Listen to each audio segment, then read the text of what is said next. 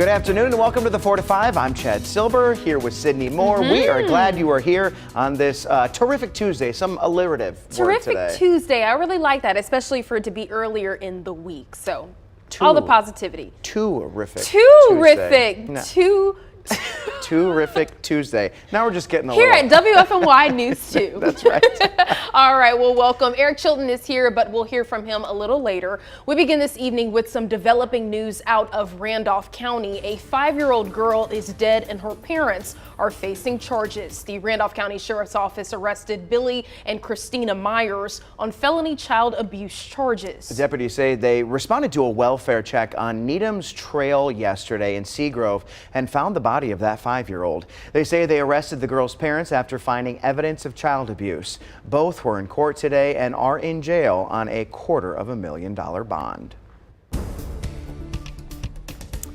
As we take a look at the weather today, we've really just been talking a lot about the heat, of course, but something else we'll mention are actually a couple of small downpours that have popped up just within the last hour. First things first, we'll take a look at the skies. Notice how there are some cumulus clouds that have popped up this afternoon, giving us a partly cloudy sky. Temperatures are tough right now. They're right around 90 in every part of the area. 90 at PTI in Greensboro, High Point looking at 93 right now, 92 in Burlington as well. There is a little bit of a heat index, but right now it's only feeling a couple of degrees warmer than the actual temperature. Here are those thunderstorms though that I honestly was not expecting for today, but here's where they are at this time. None of these are severe, but if you are in northern Forsyth County, even parts of Stokes County near King and Tobaccoville, we do have some downpours there. That's what the oranges and reds indicate, very heavy rain, and they're moving southeast. So if they hold together in Winston-Salem, you could have a shower on the way in the next 20 to 30 minutes.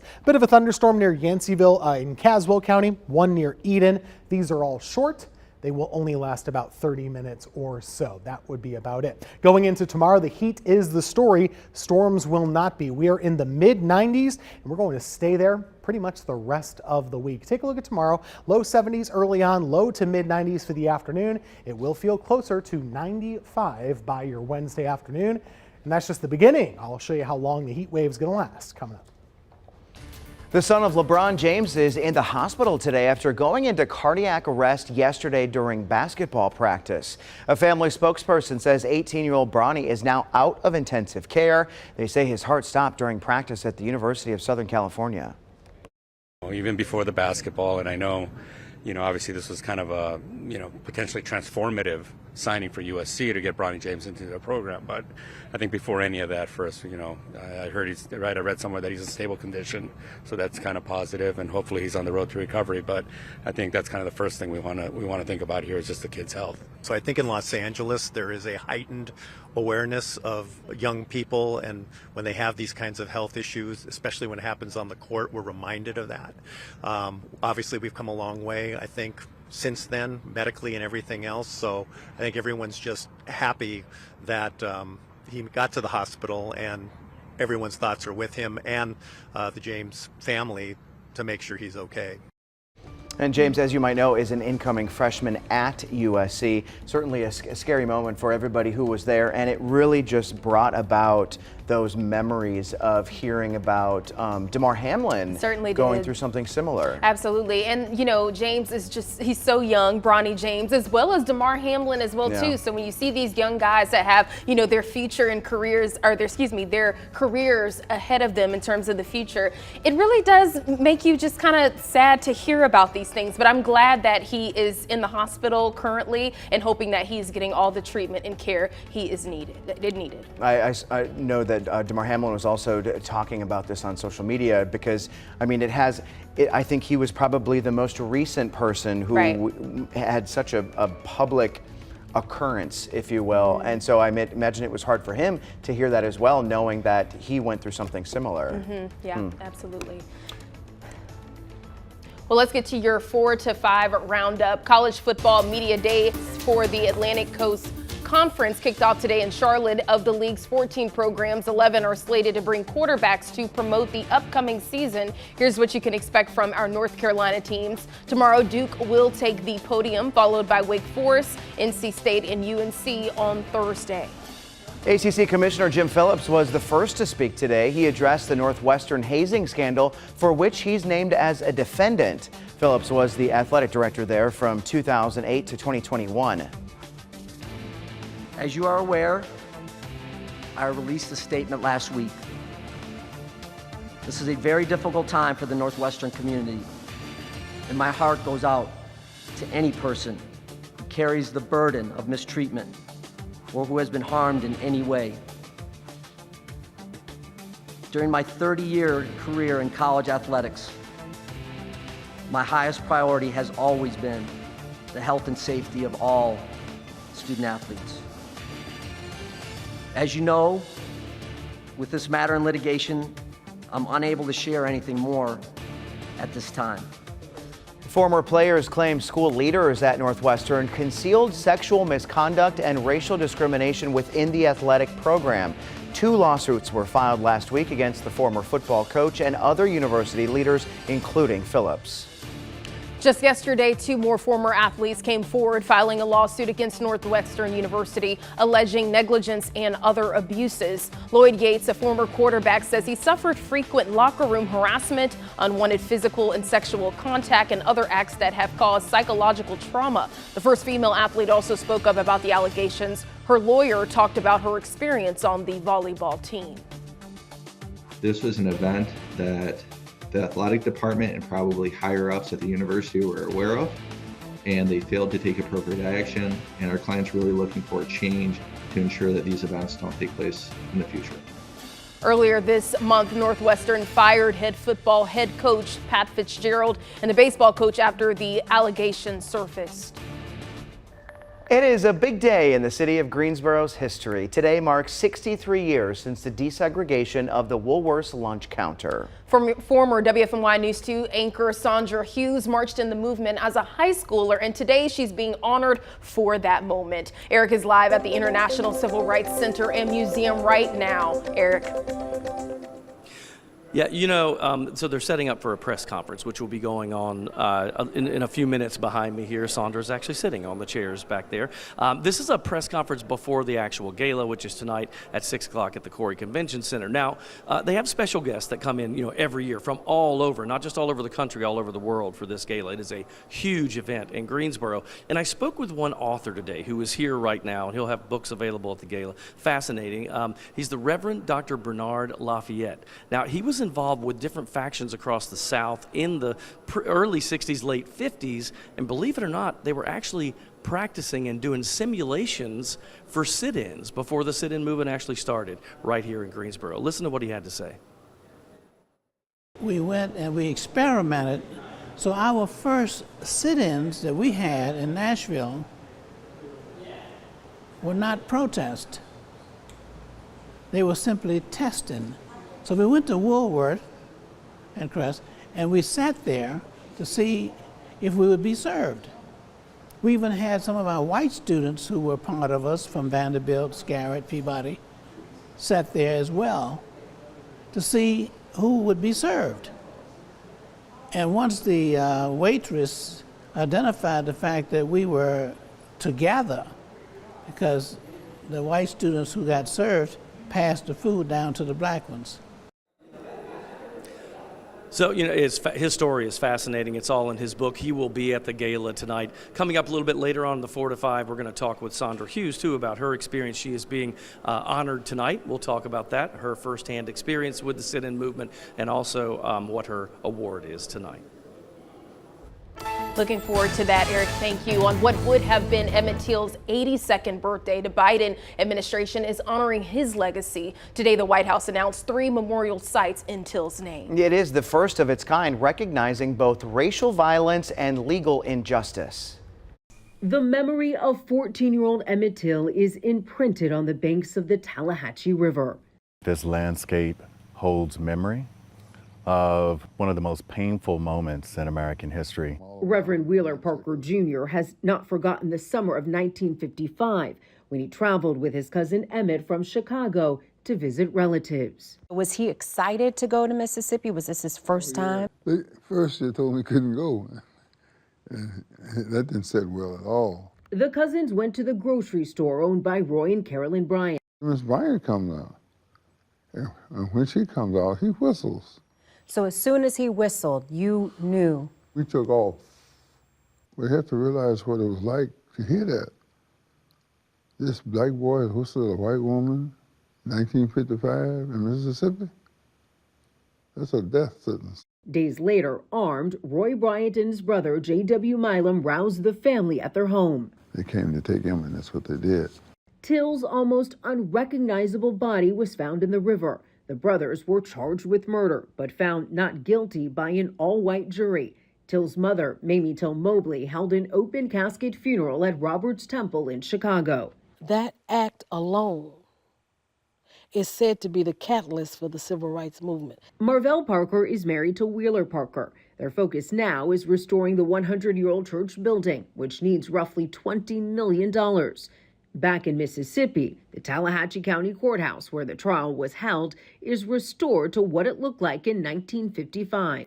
There was a battle here. There's a battle for the soul of this nation. And that day, we all lost. Brent Leggs, who worked for this national monument designation, hopes it will bring attention to the estimated 5,000 additional Black U.S. historic sites in need of $500 million for preservation. It isn't for our nation to remain stuck in a painful past. It really is to challenge our nation to say that we can do better. Elise Preston, CBS News.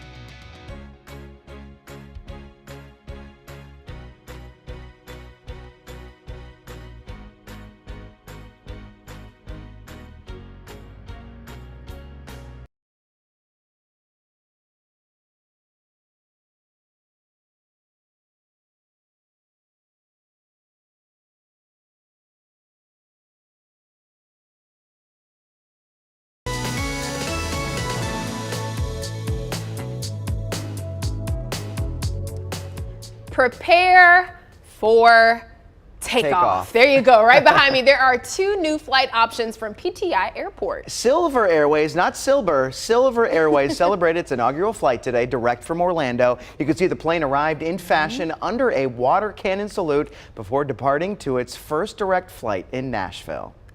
There's something really special about flying out of PTI. It's just such an easy place to leave from. I think so often people want to drive to Charlotte or Raleigh, but the fact of the matter is leaving out of PTI is just easier. It's faster. So I really love doing it. So he asked you on Facebook, what direct flight do you want from PTI Airport? Larry says Las Vegas, you don't have to gamble to have a good time there. Candy says Honolulu, Hawaii, or Turks and Caicos. June said Paris, France. Ryan posted, Fort Wayne, Indiana would be the overwhelming best choice, of course. No one would probably use it except me and my family. And Maureen says, Alaska. All right, Chad, this is one of your favorite topics, right? Vacation, right? So it's funny because I'm with that guy who wants it to be like my own little airport in the middle of nowhere. No one would go to there but me, but I want to take 3 flights home to get there. So, but really anywhere tropical. I just love, the opportunity to go somewhere tropical direct. Well, this is the best chance for me to talk about my dream vacation, which is Venice, Italy. That is where I want to go. I feel like that is all for me, so that would probably be my choice. What do you like about Venice? Oh my gosh, I think it's the canal that's in between like some of the cities and things of that nature, and you can take different tours throughout. I feel like I would just fall in love. And I bet the Italian food, maybe the Italian wine. That's true too. Maybe I could do like a double-decker and eat it while I am taking a tour on the canal. Right. There you go. And how exciting about a new airline in Greensboro. Isn't that awesome? I love when new airlines come because it really gives people more options, one, but then also it requires airlines to have more competitive rates. So I actually did book a flight on Silver. I'm going to Nashville next month. It was $100 round trip. Wow. Any other airline, it's going to cost you $200-300, and you have to connect. So I'm hopeful that this will inspire the other airlines to lower their prices to be more of a competition. Yeah, and like you said, much more convenient, a lot more easier as well too, especially if you're a person that likes to take a lot of trips. Is that you talking? I am not pointing fingers. That is, wow. We'll be right back. Jinx.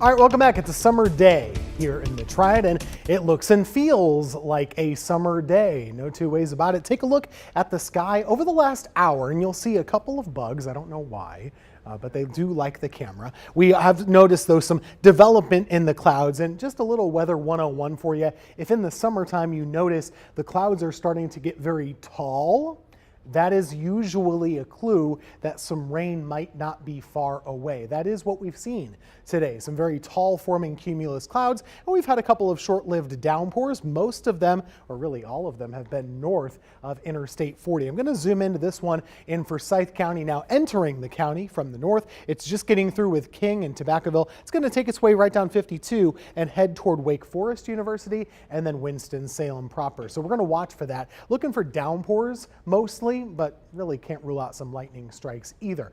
Temperatures are hot. It'll cool you down if you get a little rain. Notice Mount Airy at 77 degrees. That's no coincidence. Zooming out, the whole state is hot at the moment, but it is typical July heat. The real heat is lurking in the middle of the country. They have been extremely hot all summer basically, but right now we're finally going to get, unfortunately, some of that taste in our area. High pressure will direct some of the big heat toward the Carolinas, especially by Thursday into Friday. So what you can expect is that our temperatures will grow a little bit every day. Today we're right around 90, tomorrow will be into the low 90s, and then by the end of the week the air temperature will be in the mid-90s, but we always have to factor this into the equation. You know it, the humidity, it's bad, but it'll get worse. Wednesday, Thursday, Friday, and Saturday, that's when we'll see those dew points really climbing, and that's when we talk about the heat index, which will be right around or even higher than 100 degrees by the end of the week. Take a look. Friday could feel like 101, so could Saturday. That is the type of heat you want to kind of really scale back your outdoor plans, or at least avoid the hottest time of the day. Going into next week, some more regular old hot stuff for us, but nothing out of the ordinary. The next best chance for storms, aside from right now, will be Sunday. We're coming right back.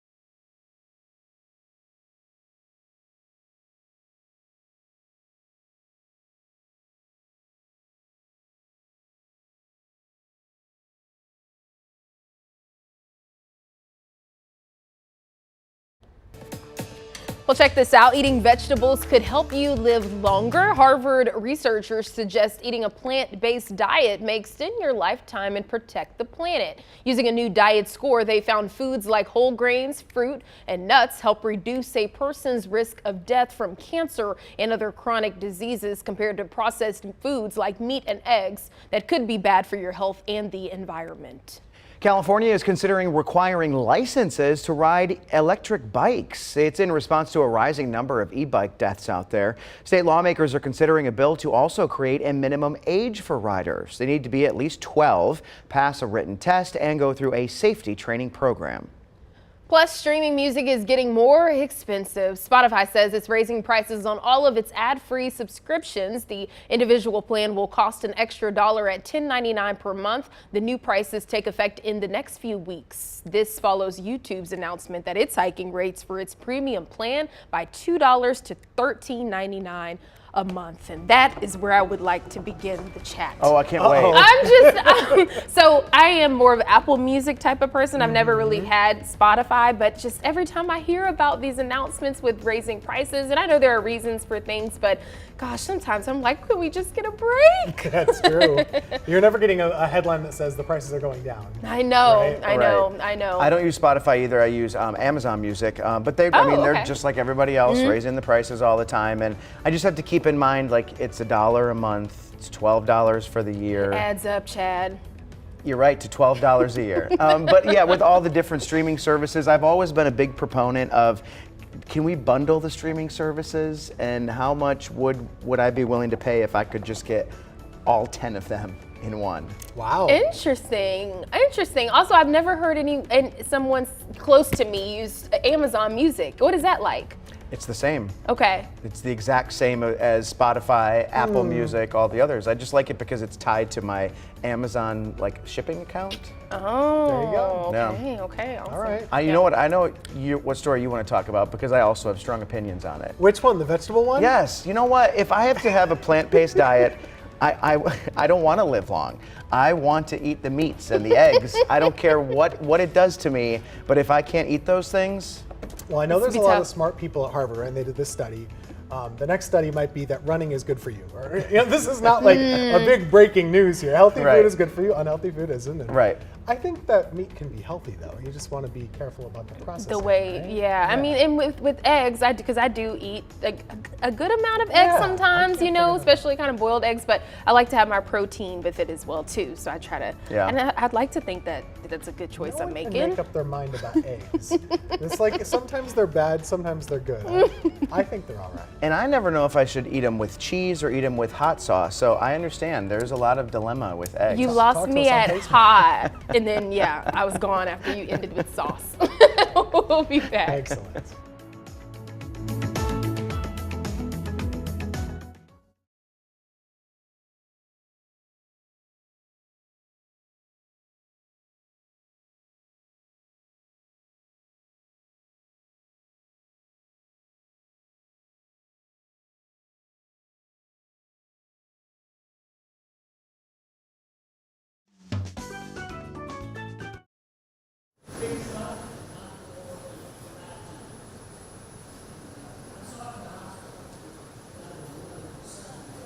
Hey there, checking the mic, 1, 2, 3, 1, 2, 3, 4.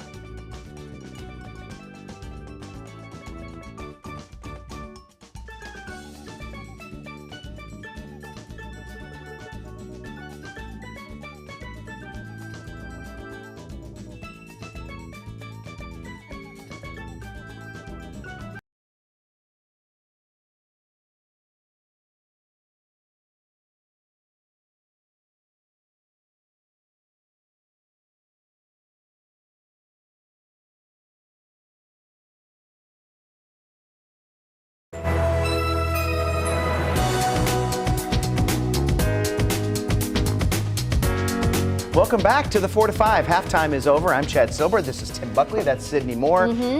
Hello. Happy to be here today. Absolutely. How are y'all feeling today is a big question. It's a good Tuesday, I think. What do you think? Yep, absolutely. I don't have anything better to say, though, or worse. And I enjoyed the weather today as well, too. A little hot, but it was nice being out and about early this morning. That's right. We're going to keep it moving. Good. We need to. All right. Well, it's a special night for one of our former anchors. In about 90 minutes, Sandra Hughes will be honored for her part in the desegregation of the Woolworth's lunch counter in Greensboro. That's right. 63 years ago today, Hughes was part of the sit-ins as a high schooler. Eric is at the International Civil Rights Center and Museum. Eric, what is she saying about this award? You know, she'll be getting the Trailblazer Award is what they're calling it. I'm keeping it down because they're doing a press conference behind me. Sandra is back there and is saying a few words to folks. But this is huge for us, all of us, of course, at WFMY News 2. Love Sandra. She started in the early 70s with us. She has incredible stories about her trials, tribulations, what she's gone through as a black anchor back in those days, and even her triumphs through the years. So we're going to talk to her a little bit later on in this half hour about some of what she went through with that and her involvement in the sit-in movements as well. Looking forward to it, Eric. Thank you. This morning, Sandra did join us in the studio to talk about the 63-year anniversary. I was a high school student, and I heard that these 4 young men from A&T were going to be marching downtown to sit at the lunch counter at Woolworth. And I thought, well, you know, that's something we ought to do. And so I would leave my high school in the afternoon and rush to A&T's campus so I could get in line, you know, with the guys and all the other students who were going to march downtown. I don't think at that time I realized how much a difference that was going to make. But at the same time, I knew it was the right thing to do. So, you know, so that's why I just pushed forward to doing it. She and 5 others will be honored tonight for their work in the civil rights movement. It's part of a fundraiser for the International Civil Rights Center and Museum. It's incredible to think that 63 years ago, what happened in downtown Greensboro, because while it seems like such a long time ago, it also seems like not that long ago. And to hear her talk about it and to hear the others who were a part of the sit-in movement talk about it, it's just incredible that it was so recent. Yeah, I mean, and it was a movement that paved the way for a lot of other civil rights movements as well too. And I had a chance to go to the International Civil Rights Museum, and I mean, gosh, the city did an incredible job to make you feel like you were there back then so many years, to know that these 4 men were courageous to sit in an environment where they really did have to be courageous and to take you back into those elements. But it's an incredible experience to see how they did pave the way for so many other movements. It's very chilling also to be there and to see the actual lunch counter. Right. And to know the historical significance of what occurred there. Also very sad to know that it took so long for desegregation to happen. But congratulations to Sandra. I know this is a big night that she won't forget. Absolutely. Tim. And we are going to take a look at the weather for this evening, which overall is fine across the region. But we do have a couple of scattered thunderstorms that have kind of popped up pretty rapidly just in the last few hours. I want to point them out to you on the map. They're north of Interstate 40 exclusively. That's the only spot that you'll find them right now. And I'm really going to zoom into Forsyth County because that's the one that is packing a bit of a punch here. In fact, since the last time that we looked at it, it has gotten a little bit stronger, noticing a clustering of lightning right along US 52 just in northern Forsyth County, not too far from Bethania. This is getting pretty close to Wake Forest University in Winston-Salem, and it'll continue to move to the south and east, going right through the east side of Winston and approaching parts of Kernersville too. Farther off to the north, we saw a little bit of a storm near Eden. That is now fizzling to just a little rain shower here near Ruffin. The storm that was over Yanceyville and Caswell County is gone. Right now, we're looking at tomorrow's forecast, and I wanted to just point out the heat. This is 10 o'clock tomorrow morning. We could already be 84 to 85 degrees at 10 a.m. It's kind of a hot feel that we're going to be dealing with the rest of the week. It'll be around 90 at noon and even into the low and mid 90s by the afternoon. You will not have any rain for Wednesday, and there won't be any for most of the rest of the week. We'll look at your forecast here. Low 70s in the morning, low to mid 90s for your Wednesday afternoon, and it will feel a little bit hotter than that.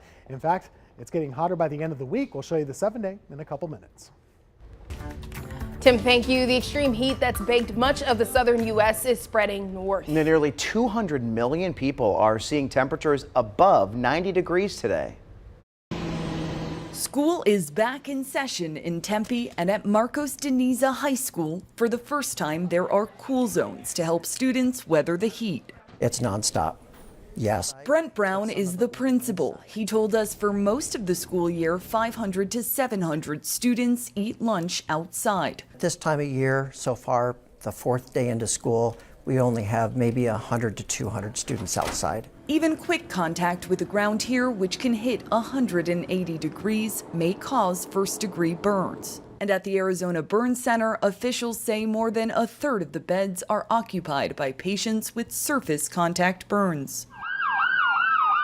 In Phoenix, the average temperature so far this month has been nearly 103 degrees, 7 degrees higher than normal, forecasters say, and expected to break the previous all-time monthly record of roughly 99 degrees set in August 2020. Now, as I'm getting older, I think it's affecting me more. 66-year-old Jacob Cohen told us he gets up as early as 5 a.m. to beat the heat and exercise. Have you ever thought to yourself, oh, maybe, it'll get too hot for me at some point?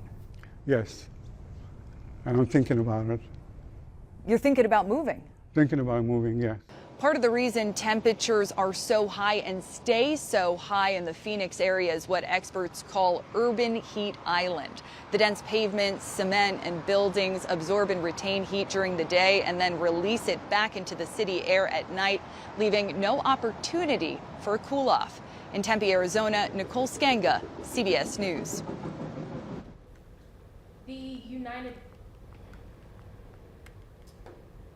The best way to beat the heat might be to enjoy any of the pools, splash pads, or spray grounds in our area. They are free in Greensboro.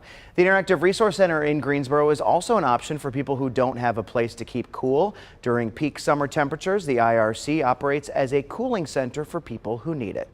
The United Way of Greater High Point is helping people cool off. Today, they gave seniors new box fans at West End Ministries. Even though the event is over, the United Way is a good resource for help, and they're always taking donations for fans and heaters. All right, let's get to your 4 to 5 roundup now. First up today, big news in the ongoing UPS saga. The company and its workers have reached a deal to avoid a strike. For weeks, workers have threatened a strike, which would have led to a major economic disruption. The tentative agreement comes less than a week before the contract was set to expire. It includes higher pay for workers and air conditioning in delivery trucks bought after the new year. The union that represents 340,000 workers called the 5-year deal historic. I think we can all breathe a sigh of relief that it's not going to happen. A strike in this magnitude with the volume that they handle, we don't have enough alternatives. So first, costs would have gone up, delays would have increased in terms of products. Union members still have to approve the deal. Profits at UPS have grown more than 140% thanks to online shopping. UPS ships 24 million packages every day. That's about a quarter of all U.S. packages. Greensboro Guilford Crime Stoppers is working to get illegal guns off the streets. People can submit anonymous tips about stolen guns, firearms used in crimes, and guns deemed illegal under state law to help out. There's a minimum $250 reward per gun for tips leading to an arrest. You can report criminal activity by making a tip online or calling Crime Stoppers at the number on your screen. There has been another rescue on the Yadkin River. The Rhonda Fire Department says it saved a husband and wife who were separated when the man's kayak started taking on water. The wife went to get help while the husband stayed put. He was eventually rescued. This was the department's 3rd water rescue on the Yadkin this month. The most recent was a family of 4 last week. And we are teaming up with the Red Cross this week for our summer blood drive. We'll be taking blood donations at Piedmont Hall Thursday from 9 to 6. You can make an appointment right now on WFMYnews2.com. We'll be right back.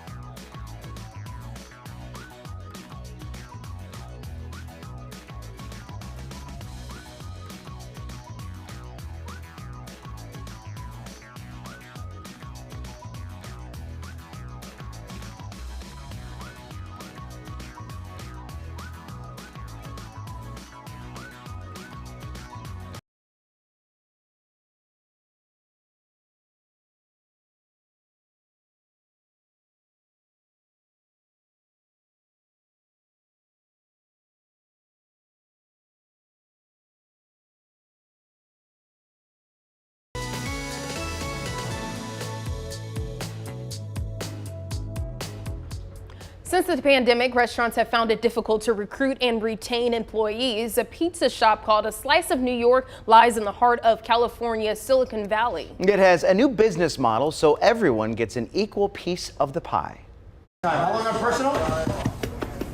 There is something very different about this pizza place.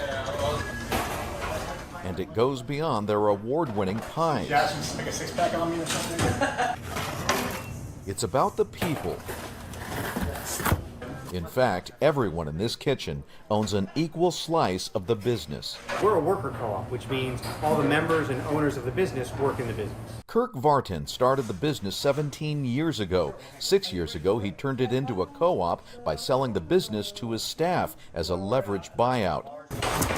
The employee owners are now paying back a business loan with the profits of the company, and they all run the shop as a board of directors. It's not just a job, it's our baby. This was Colin Webster's first job when he turned 18 10 years ago. He now chairs the board. There's a stigma against people that work in the service industry. Like when I tell people, I'm like, no, I own a business and I make more money than some of my friends who went to college. It's not a new business model, but it is getting a lot more attention after the pandemic wiped out many small businesses. One customer called it a better experience. This model works. It works from a customer service level, in terms of employee retention. 1, 2, 3. But it wouldn't work for anyone unless the end product is good. The proof is in the pizza. And these long lines at dinner time means consumers and the workers are both getting what they want. Len Ramirez, CBS News, San Jose. So basically, the workers at this pizza shop are part owners of the business. And I love it. The pizza shop even offers vacation time for workers, a family leave policy, and a 401k. And I think that this is important because think about it. If you work at a pizza shop or anywhere else, if you owned part of that business, you'd probably take pride in that work and your business. And you're probably also able to have some say as well too. And I bet this is probably a good just opportunity for them to learn even more if they want to go beyond this particular business itself. But yeah, definitely an interesting turn of pace for sure. And a lot of I've worked in lots of restaurant jobs and none of them offered family paid leave. They didn't offer 401k or vacation time. So I mean, think about the people who work here. I mean, what a great place to work and to get all these things. Absolutely, for sure. We'll be back.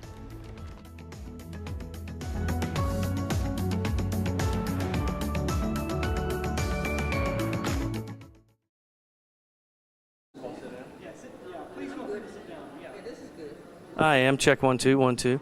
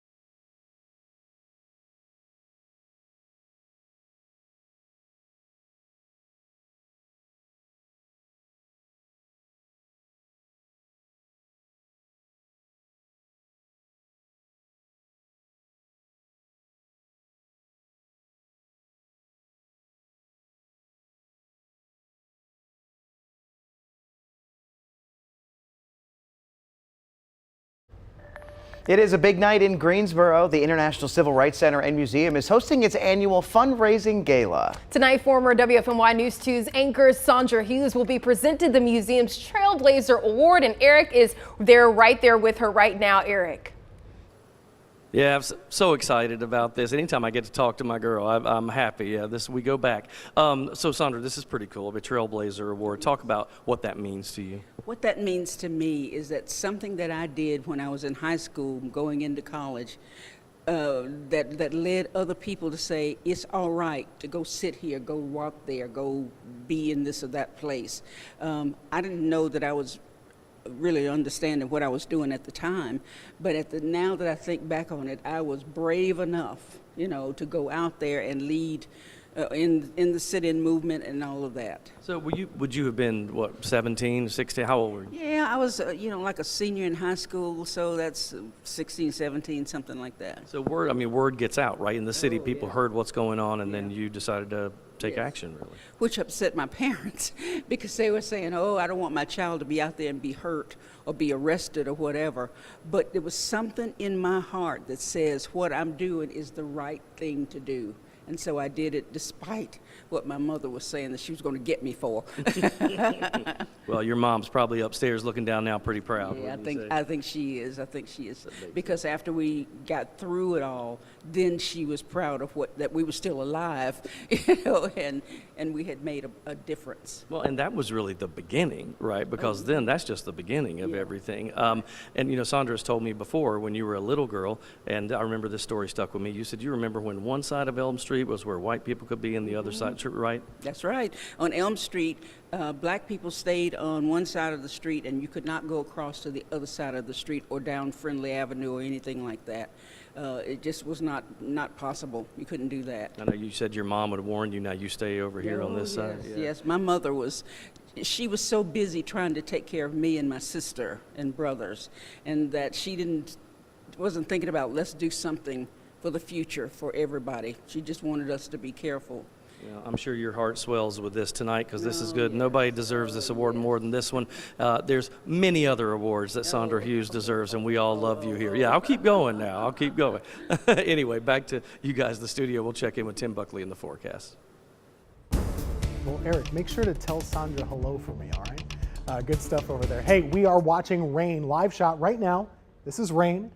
In Wake Forest campus, that is. On the north side of Winston-Salem, of course, you know where it is. That really is a big downpour just now moving into Forsyth County. There is plenty of lightning with this as well. It is not a severe thunderstorm, not a damaging thunderstorm, but it's a regular old summertime storm here. And you're going to be seeing this moving its way toward downtown Winston-Salem. It's coming in from the north, headed southeast, and that will be the path of this thing. But as we zoom in a little bit more, you'll notice several lightning strikes with this moving right down 52. So it's at Wake Forest currently. It'll be downtown in about 5 to 10 minutes. Elsewhere in Greensboro, some of that could clip you on the west side of town. Otherwise, most of us will remain dry in Guilford County. Temperatures, they're hot. We're right around 90 currently, some 80s around as well. We're going to skip ahead of the 7-day forecast and show you the big heat that is headed our way for the rest of the week. Take a look. Mid-90s for the end of the week and into the weekend.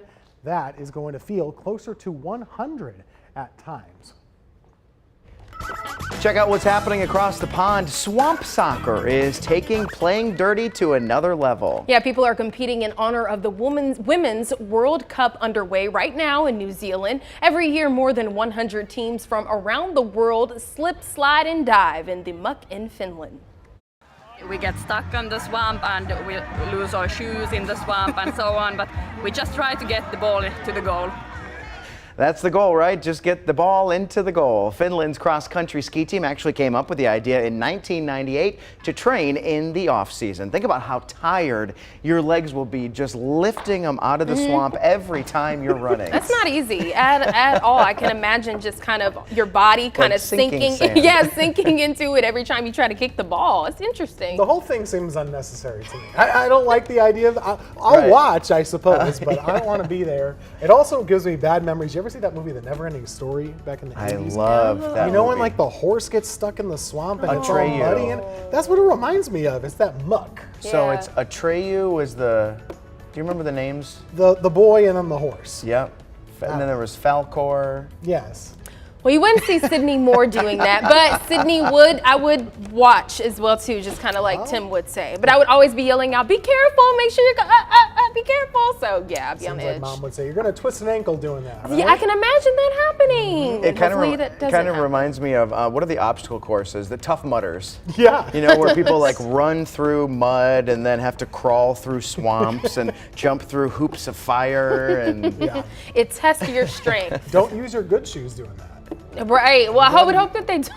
You got to use the bad shoes, the ones you use to cut the grass. Well, but some people probably do use good shoes, I bet. Her shoes got sucked off when she went in there, so she just kept going barefoot. I wonder if they found the shoe at all at any point. No, those They're are gone. Mother Nature's shoes It belongs now. to the mud and the muck. We'll be right back.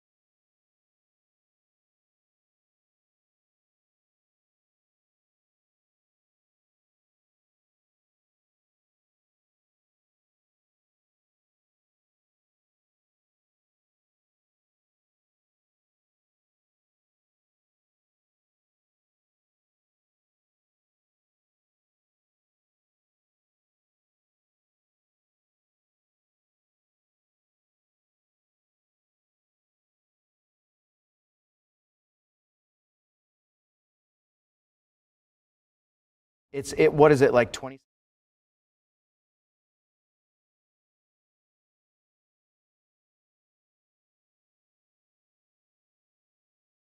Hey there. Hello. 1, 2, 3. 6, 7, 8, 9, 10. 1, 2, 3. Okay. I am in the weather shed, area. Let me walk around a little bit, see if it's any better. Seems like it's a little better. Minnesota, Mississippi, Missouri, Montana, Nebraska, Nevada, New Hampshire, New Jersey, New Mexico. 3, 2, 1, 1, 2, 3, 3, 2, 1. Mic check, mic check.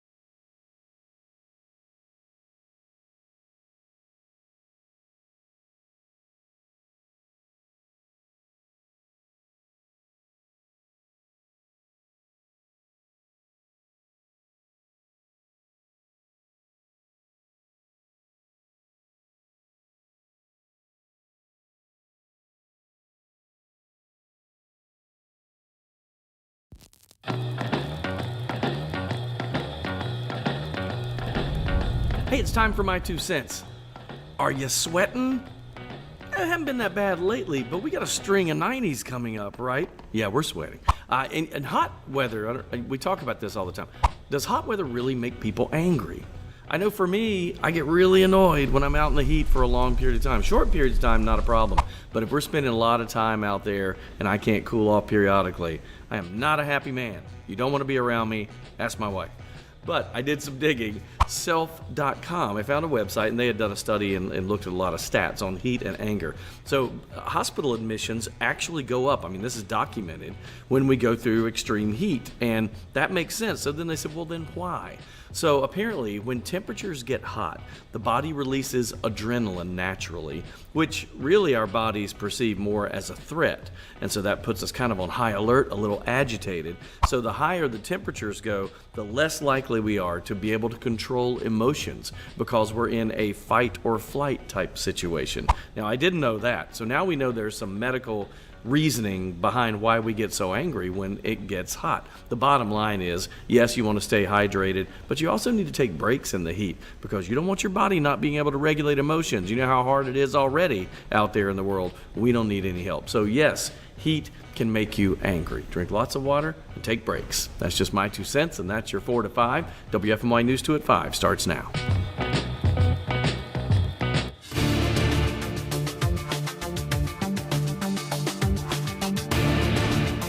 A 5-year-old triad girl has died and her parents are at the center of the investigation. The Randolph County Sheriff's Office says deputies responded to a welfare check yesterday at the home of these two, Christina and Bronny Myers.